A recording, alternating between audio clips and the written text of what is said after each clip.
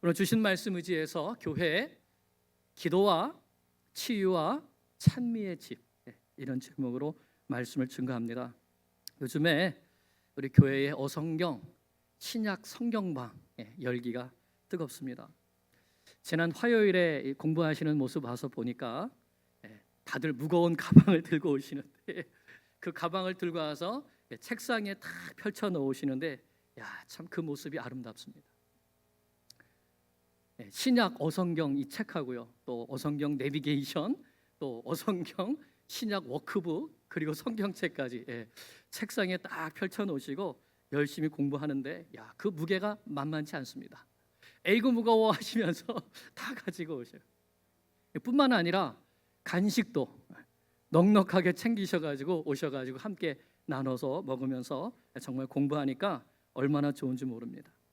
또 공부가 끝나면 시간 되시는 분들끼리 3, 4, 5 모이셔가지고 식사도 하고 교제도 하고 또 차를 마시면서 성경 이야기를 하신다고 하니까 정말 영의 양식, 육의 양식이 충만합니다. 목요일 저녁반도 보니까 오실 때에는 피곤한 몸을 이끌고 아이고 힘들어하고 오시는데 가실 때에는 다 얼굴에 활력이 넘칩니다. 바로 말씀이 주는 힘이죠. 줌으로 하시는 분들이 또 더 열심이라고 생각합니다. 교회 올 수 없기 때문에 나는 집에서 하겠다 하시면서 집에서 또 성경을 펼쳐 놓으시고 열심히 공부하는 모습이 참 아름답습니다. 우리 교회에 이렇게 제자 훈련이 있고 또 어성경 말씀 공부가 있어서 지속적으로 말씀의 역사가 일어나고 있음에 참 감사합니다. 우리가 제자 훈련도 여러분 받으시고 창세기, 요한복음, 사도행전 받으시고 뿐만 아니라 창세기 1, 창세기 2, 요한복음에서 말씀 선생님이 되셔가지고 가르치시듯이 이 어성경도 여러분 배우시고 또 전문 강사 과정까지 배우셔가지고 여러분만 말씀의 복을 누릴 것이 아니라 여기서 훈련받고 또 온 세계에 나아가서 선교하는 그리스도의 제자들이 될 수 있기를 간절히 축원합니다. 아멘. 이 어성경에서는 사복음서를 하나로 통합해서 공부합니다. 예수님의 일생을 탄생부터 십자가의 죽으심과 부활까지 시간 순서대로 차근차근 차례차례 배열해서 다시 공부하는데요. 이 복음서에는 예수님의 공생의 사역이 주로 기록되어 있습니다. 그런데 그때 예수님의 공생의 사역을 시간적으로 분류하는 데 있어서 기준이 되는 아주 중요한 절기가 있습니다. 뭘까요? 그렇죠. 유월절입니다. 총 예수님의 공생애 동안에 몇 번의 유월절? 4번의 유월절이 있습니다. 그래서 예수님께서 한 3년 반 정도 공생의 사역을 하셨다 하는 것을 우리가 알 수 있는 것이죠. 그 첫 번째 유월절 때에 있었던 일을 기록해 놓은 것이 요한복음 2장에 있습니다. 거기 보면 예수님께서 첫 번째 유월절에 예루살렘에 올라가셔서 무엇을 하셨죠? 뭘 하셨습니까? 성전 청결 사건. 이 사건이 있었습니다. 예수님께서 유월절에 성전에 올라가셨더니 성전이 어떻게 됐습니까? 장사꾼들이 소와 양과 비둘기를 쫙 펼쳐놓고 팔고 있고 돈 바꾸는 사람들이 여기저기 앉아서 돈 바꾸는 것을 보시고 어떻게 하셨습니까? 노끈으로 채찍을 만드셔서 양과 소를 성전에서 다 내쫓으시고 돈 바꾸는 사람들의 돈을 쏟으시고 상을 엎으셨죠. 그리고는 이렇게 말씀하셨습니다. 내 아버지의 집으로 장사하는 집을 만들지 말라. 내 아버지의 집으로 장사하는 집을 만들지 말라. 그렇게 성전을 장사꾼의 소굴로 만들어버린 사람들을 향해서 분노를 쏟으셨던 겁니다. 언제요? 첫 번째 유월절에. 그런데 이제 3년이 지났습니다. 예수님의 공생의 기간 중에 이제 4번째 마지막으로 맞이하는 유월절이 되었는데 예수님께서 다시 한번 예루살렘 올라가시죠. 자, 이번에 들어가실 때는 많은 사람들이 예수님을 환영했습니다. 호산나 다윗의 자손이여 찬송하리로다 주의 이름으로 오시는 이여 가장 높은 곳에서 호산나 하면서 예루살렘 성이 떠나가도록 많은 사람들이 예수님을 환영하며 외쳤습니다. 그리고 예수님께서 성전에 들어가셨는데 성전이 어떤 모습이었습니까? 12절 보겠습니다. 시작.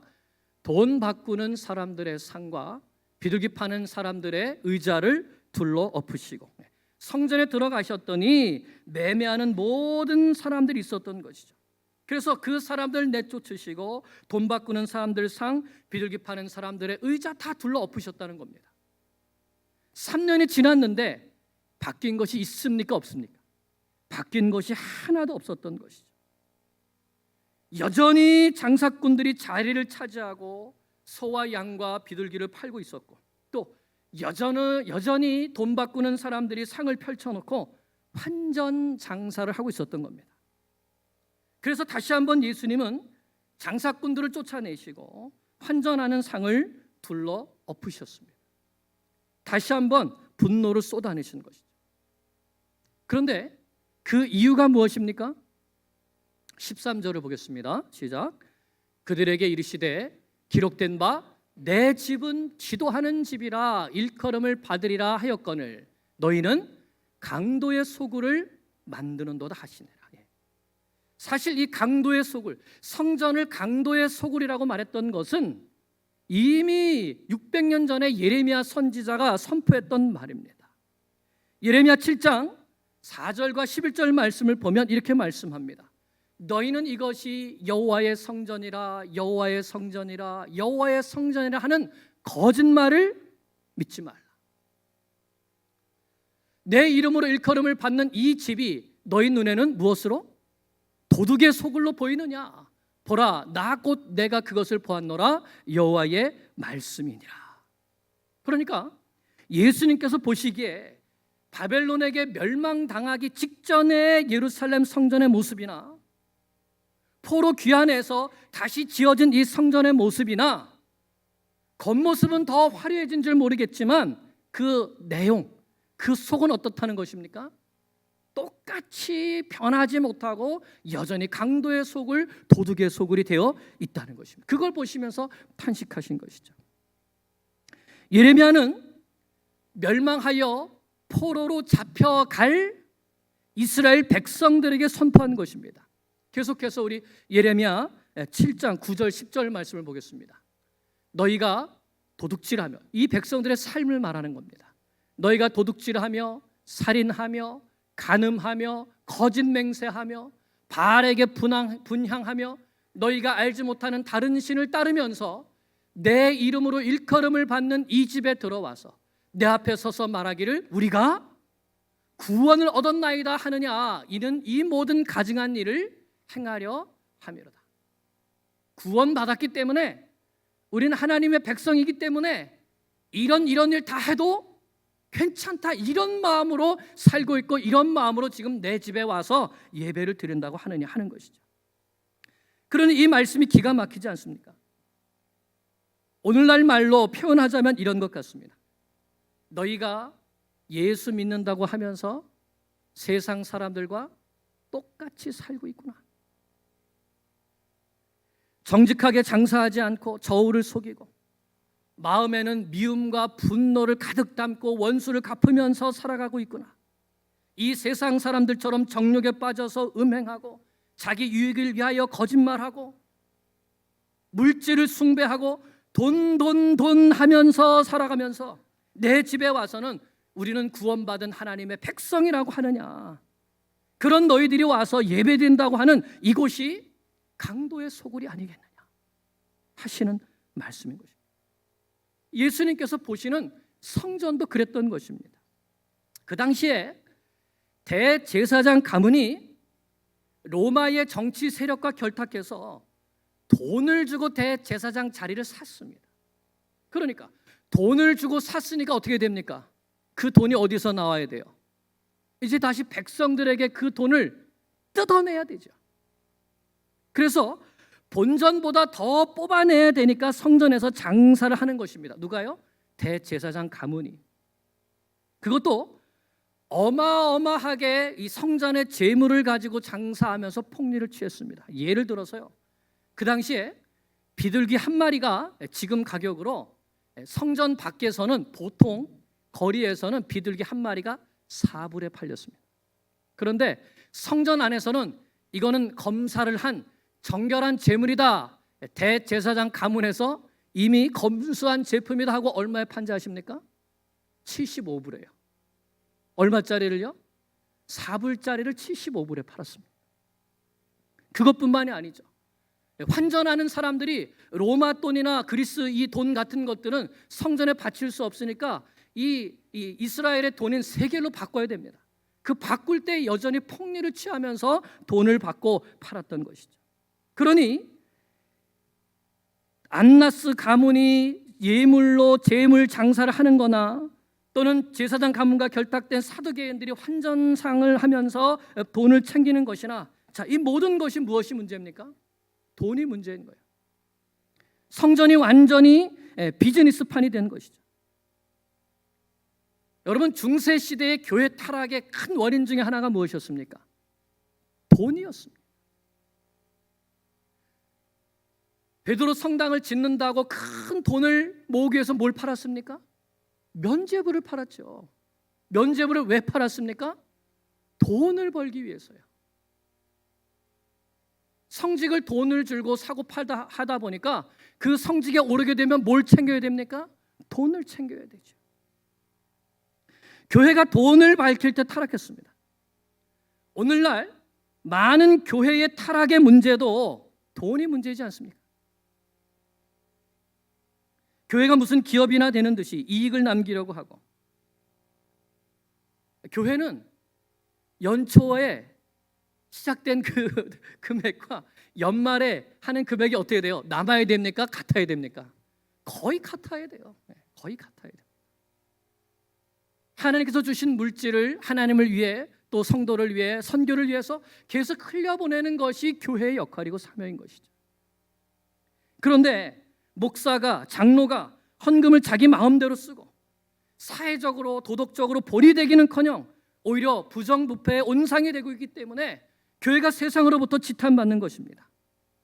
성도들은 교회에 와서 나 성공하게 해달라고, 나 부자 되게 해달라고 기도하고 헌금하고, 또 교회 지도자들은 그 헌금을 자기 배를 불리는 데 사용하고, 그러면서 교회가 썩어 들어가고 사회로부터 손가락질 받는 것이죠.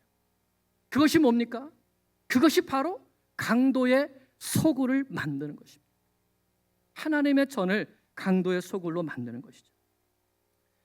여러분, 강도의 소굴로 변해버린 아버지의 집을 보시는 예수님의 그 마음, 예수님의 그 심정이 어떠하셨겠습니까?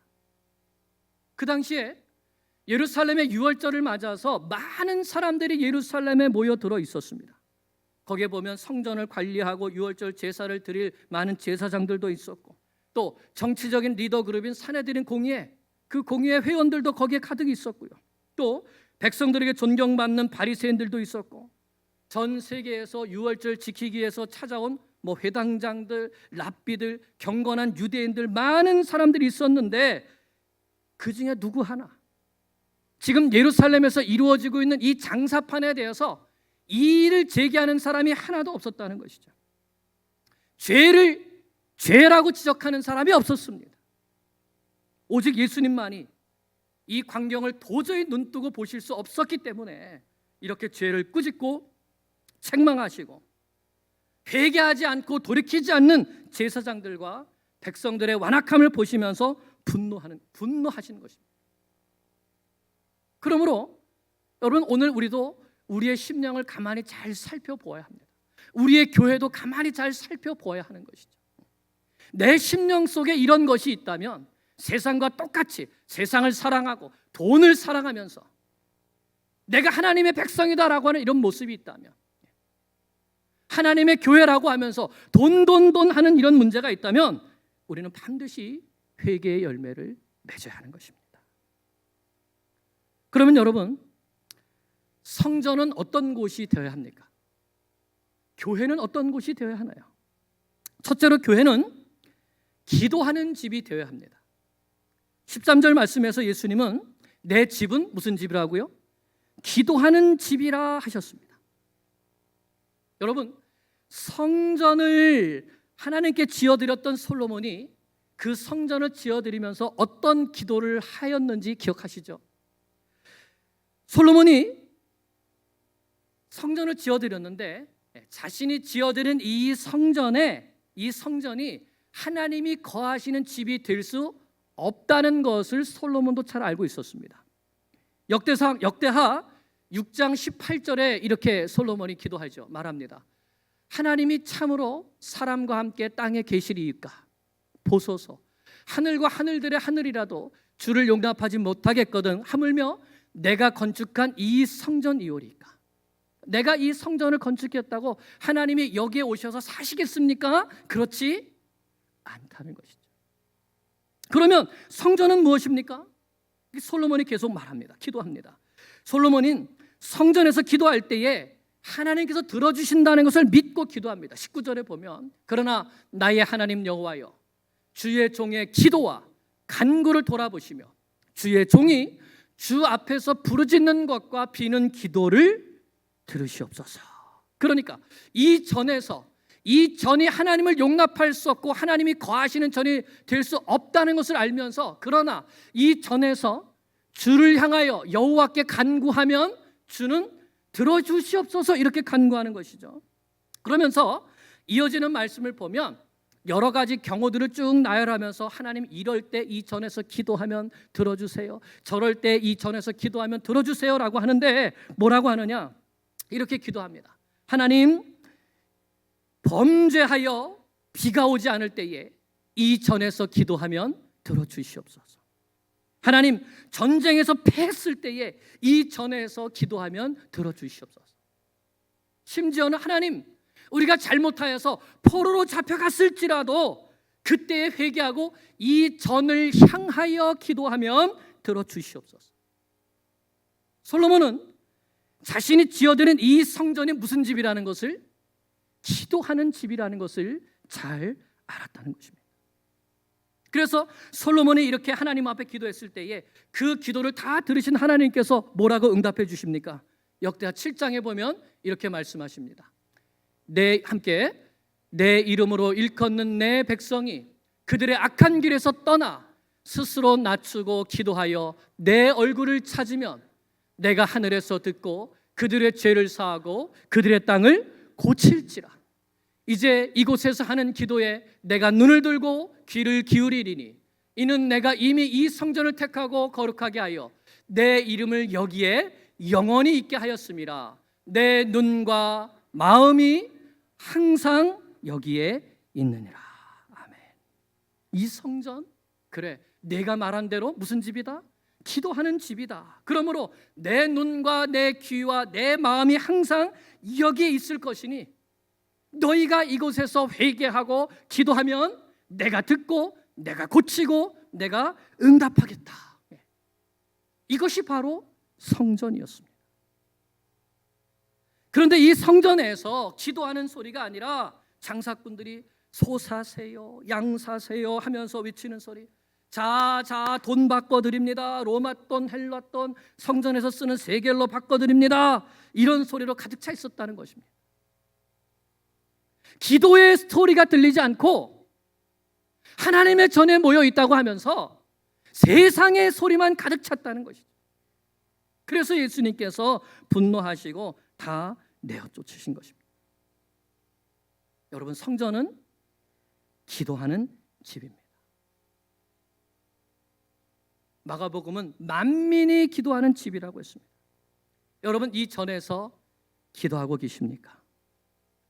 마음과 뜻과 힘을 다하여 아버지를 찾고 예수님의 이름을 부르며 간절히 기도하고 있습니까? 우리 하나님 아버지의 눈과 귀와 마음이 이곳을 향하고 계심을 믿으십니까?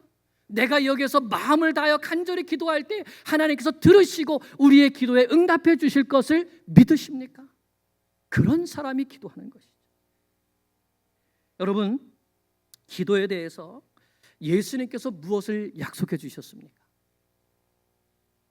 이번 주 우리가 어성경 신약 성경방에서 배울 내용입니다만 우리가 왜 기도를 다 하고 예수님의 이름으로 기도합니다. 아멘 하죠. 왜 우리가 이걸 할까요? 여기에 예수님의 뭐가? 약속이 있기 때문입니다. 예수님의 약속이 있기 때문이에요. 요한복음 15장 7절에서 예수님은 너희가 내 안에 거하고 내 말이 너희 안에 거하면 무엇이든지 원하는 대로 구하라 그리하면 이루리라. 이런 어마어마한 기도 응답의 약속을 주셨습니다. 무엇이든지 원하는 대로 구하라. 어떨 때? 너희가 내 안에 거할 때, 내 말이, 예수님의 말씀이 우리 안에 거할 때. 그러시면서 계속해서 16장 23절을 보면 또 이렇게 약속해 주십니다. 내가 진실로 진실로 너에게 이르노니 너희가 무엇이든지 아버지께 구하는 것을 누구의 이름으로? 내 이름으로, 예수님의 이름으로 아버지께서 주시리라. 그러니까 누구의 이름으로 기도하라? 예수님의 이름으로 기도하라는 것이죠. 24절입니다. 시작. 지금까지는 너희가 내 이름으로 아무것도 구하지 아니하였으나 구하라 그리하면 받으리니 너희 기쁨이 충만하리라. 내 이름으로 구해라. 내 이름으로 아버지께 기도해라. 그러면 주실 것이다. 응답해 주실 것이다. 그래서 너희 기쁨이 충만하게 될 것이다. 약속해 주신 거예요. 그래서 우리가 예수님의 이름으로 기도하는 것입니다. 그러므로 우리는 하나님의 집에서 무엇을 힘써야 됩니까? 기도하기를 힘써야 합니다. 누구의 이름으로? 예수님의 이름으로. 예수님 안에 거하면서 예수님의 말씀을 마음에 새기고 그 아버지의 뜻대로 기도할 때에 응답받는 기쁨이 충만하게 될 줄로 믿습니다. 성전은 기도하는 집입니다. 교회는 기도의 집입니다. 이 집에서 모든 것을 하나님께 맡기고 아버지의 뜻대로 기도함으로 들으심을 받는 은혜가 충만하기를 간절히 축원합니다. 둘째로 교회는 치유의 집입니다. 무슨 집이요?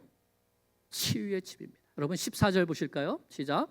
맹인과 저는 자들이 성전에서 예수께 나아오매 고쳐주시니라. 예수님께서 성전에 계실 때에 맹인과 저는 자들이 예수님 앞에 나왔습니다. 왜 나왔어요? 그렇습니다. 예수님 앞에 나왔을 때 예수님께서 고쳐주심을 바라고 나왔죠. 예수님께서 그런 그들을 다 고쳐주셨습니다. 왜요? 성전은 치유의 집이기 때문에, 고침의 집이기 때문에. 솔로몬의 기도에도 이 전에서 하나님께 기도하면 고쳐주시옵소서라는 기도가 있었고, 하나님은 너희가 회개하고 마음을 돌이켜 내게로 향하고 기도하면 내가 이 땅을 고치리라 약속해 주셨습니다. 그러므로 성전은 치유의 약속이 있는 집이죠. 이것은 오늘도 마찬가지입니다. 예수님은 오늘도 교회 가운데 함께 계시면서 병든 자를 치유해 주십니다. 오늘도 예수님은 주의 백성들의 기도를 통해 병든 자들을 치유해 주십니다. 예수님은 제자들에게 내가 진실로 진실로 너에게 이르노니 나를 믿는 자는 내가 하는 일, 치유하는 일, 이 일을 그도 할 것이요 또한 그보다 큰 일도 하리니 이는 내가 아버지께로 감이라. 예수님께서 십자가 지시고 부활 승천하시고 아버지 곁에 계시기 때문에 너희가 내 이름으로 치유를 위하여서 기도하면 내가 듣고 아버지께 부탁하여서 뭘 하신다고요? 치료하시는 그 일을 오늘도 행하시겠다고 약속하셨다는 것입니다. 요한복음 14장 12절이죠. 예수님을 믿는 믿음을 가지고 예수님의 이름으로 병든 자에게 선포할 때에 병든 자가 낫는 치료의 역사가, 귀신이 쫓겨가는 치유의 역사가 일어나게 해주시겠다고 약속해 주신 것입니다. 그래서 실제로 예수님께서 부활 승천하시고 성령이 임하신 다음에 베드로와 요한이 제9시에 성전에 기도하러 올라가는데 성전 미문에 보니까 누가 있습니까? 나면서부터 안진뱅이가 된 사람이 있었습니다. 그래서 베드로가 뭐라고 말했죠? 은과 금은 내게 없거니와 내게 있는 이것을 내게 주노니 나사렛 예수 그리스도의 이름으로 일어나 걸어라. 아멘. 그랬더니 어떻게 됐습니까? 이 사람이 그 발과 발목이 힘을 얻고 그 자리에 일어나서 걷고 뛰고 성전에 가서 하나님을 찬양했다 말씀하고 있죠. 성전은 바로 그런 치유의 장소입니다.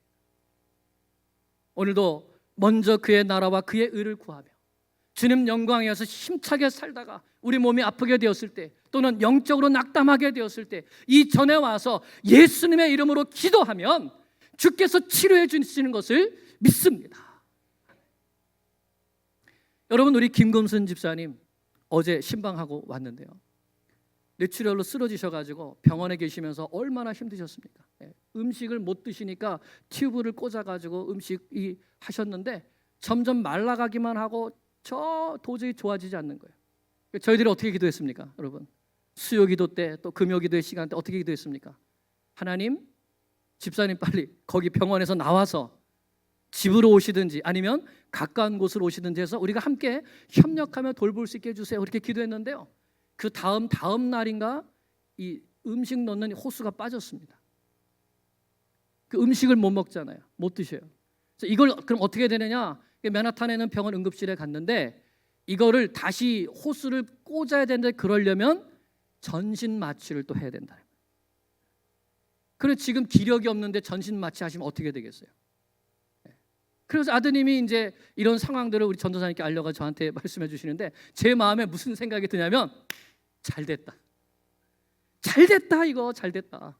그래서 이제 병원에서 나와서 집으로 와서 이제 이 돌봄을 받으셔야지 이제 회복이 되겠구나 하고 잘됐다 그랬더니 다들 놀라시는 거예요. 수술 받아야 되는 거 아니냐고. 근데 아드님이 수술 안 받고 집으로 모셔오기로 결정을 하고 지금 집에 오셔서 이제 조금 지나셨는데 음식도 미음 같은 거 스스로 드셔요. 물 마시고, 눈동자가 더 또렷또렷해지시고 어제는 우리 같이 찬송도 부르고 할렐루야도 같이 하고 아멘도 같이 하고요. 기도하면 우리 주님은 신실하셔서 오늘도 역사하십니다. 교회는 치유의 집입니다. 우리의 모든 육체의 아픔, 영혼의 질병 주님 앞에 갖고 나올 때에 주님은 결코 우리를 외면하지 아니하시고 우리의 기도에 응답하시며 우리를 치료하시는 주님이신 것을 믿습니다.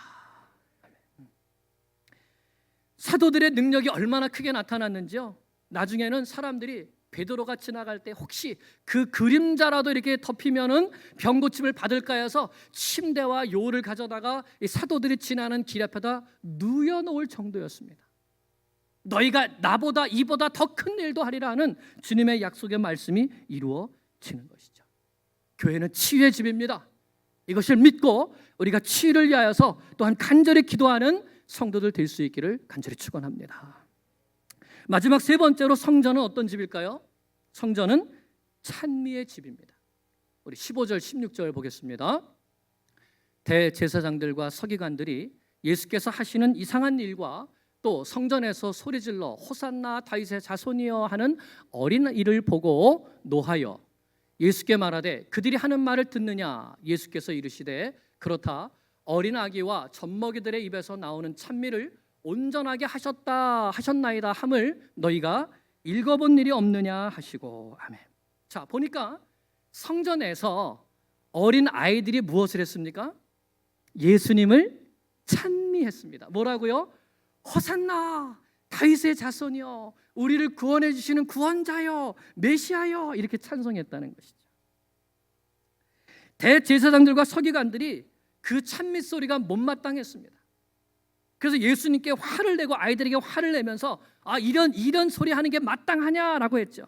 근데 예수님께서 너희가 어린아기야 젖먹이들의 입에서 나오는 찬미를 온전하게 하셨다. 예수님이 바로 찬송받으실 메시아 구세주 그리스도다라고 하는 것을 너희가 알지 못하느냐 하신 것입니다. 성전은 무슨 집입니까? 찬미의 집입니다. 무엇을 찬양합니까?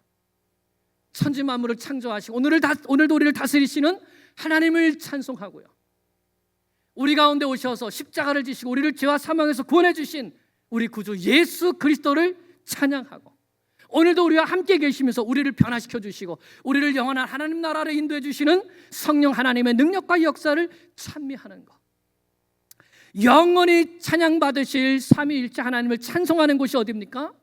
바로 교회죠. 바로 교회입니다. 그래서 성전에는 늘 찬송 소리가 울려 퍼져야 됩니다. 찬양 소리가 울려 퍼져야 됩니다. 지난주일에 우리 교회 창립 48주년을 맞이하여서 우리 어린 아이들로부터 어른에 이르기까지 다 함께 하나님 앞에 나와서 찬양하는데 그 모습이 얼마나 아름답고 또 기쁘고 좋습니까? 가끔 이렇게 빈자리가 보여서 조금 살짝 이런 찬양 시간이 우리 모든 성도님들이 함께하고 또 함께 박수치며 함께 하나님 앞에 영광 올려드리는 그런 시간이 되기를 원합니다. 그래서 여러분, 우리는 움직이는 성전이죠. 맞습니까? 우리 안에 성령이 계시기 때문에 우리는 움직이는 성전입니다. 우리가 가는 곳마다 무엇이 있어야 될까요? 기도가 있고 치유가 있고 찬송이 있어야 되는 것이죠. 이렇게 성전은 기도하는 집이고 치유의 집이고 찬미의 집입니다. 그런데 참 성전이 되지 못하면 어떻게 될까요? 예수님께서 그 다음날 아침에 일찍이 예루살렘으로 들어오실 때에 배가 좀 고프셨어요. 그래서 그 길가에 보니까 무화과 나무가 하나 있습니다. 잎사귀가 무성해서 무엇이 좀 있나 하고 가셨는데 아무리 찾아도 열매가 없습니다. 예수님이 그 나무를 저주하셨습니다. 이제부터 영원토록 내가 열매를 맺지 못하리라 하였더니 무화과 나무가 곧 말랐다고 했습니다. 그 즉시 말랐다는 거예요. 그러니까 제자들이 깜짝 놀라서 어떻게 이렇게 금방 마를 수 있습니까? 물었더니 예수님께서 대답하신 겁니다. 내가 진실로 너에게 이르노니 만일 너희가 믿음이 있고 의심하지 아니하면 이 무화과 나무에게 된 이런 일만 할 뿐 아니요 이 산더러 들려 바다에 던져지라 하여도 될 것이요 너희가 기도할 때 무엇이든지 믿고 구하는 것은 다 받으리라. 이 말씀을 주십니다. 여기에서 잎사귀만 무성한 나무가 마치 지금 예루살렘 성전과 같은 것이죠. 제자들이 그 화려한 모습을 보면서 또 사람들도 그 화려한 모습을 보면서 좋아하지만 실상은 뭐가 없습니까? 열매가 없습니다. 하나님께 드리는 기도의 열매가 없고 치유의 열매가 없고 찬미의 아름다운 열매가 없는 것이죠. 장사꾼의 소굴이 된 이 성전, 그래서 어떻게 하십니까? 마르게 하시는 것입니다. 결국 이 예루살렘 성전은 40년도 못 되어서 로마의 디도 장군에게 철저하게 회파되고 돌 위에 돌 하나도 남지 못하게 되고 말죠. 여러분, 말씀 맺습니다. 교회는 장사꾼의 소굴이 되어서는 안 됩니다. 내 욕심 채우기 위해서 모이는 것도 아니고요. 교회는 무슨 사교 클럽도 아니고요. 예배가 무슨 좋은 음악 듣는 시간도 아니고 설교가 무슨 도덕적인 위로의 말을 듣는 시간도 아니고. 여러분, 교회 왜 오십니까? 말씀 듣고 기도하고 하나님을 찬양하고 치유받기 위해서 오는 것이죠. 우리는 다 죄인입니다. 그러나 구원받은 죄인입니다. 이 죄인들이 모여서 구원받은 은혜를 감사하고 찬송하며 우리를 향한 하나님의 말씀을 듣고 그 말씀에 순종하기를 결단하고 그렇게 이 세상에 나가서 빛과 소금으로 살다가 혹시라도 몸이 아프게 되고 마음이 아프게 되면 다시 모여 기도하고 치유받는 곳이 바로 교회이죠. 교회는 거룩한 하나님의 집입니다. 기도의 집이요 치유의 집이요 찬미의 집입니다. 우리 교회가 모든 문제를 하나님께 맡겨드리고 예수님의 이름으로 기도하는 집이 되기를 간절히 기도합니다. 몸과 마음과 영혼이 병든 자가 예수님의 이름으로 치유받는 교회가 되기를 기도합니다. 창조주 하나님, 우리 구주 예수 그리스도, 우리 함께 하시는 성령님을 높여드리는 찬미의 소리가 가득한 교회가 되기를 기도합니다. 우리 모두가 기도하는 성도, 치유하는 성도, 찬양하는 성도로 세워지기를 우리 주 예수 그리스도의 이름으로 간절히 축원합니다. 이 시간 우리 함께 기도드리겠습니다.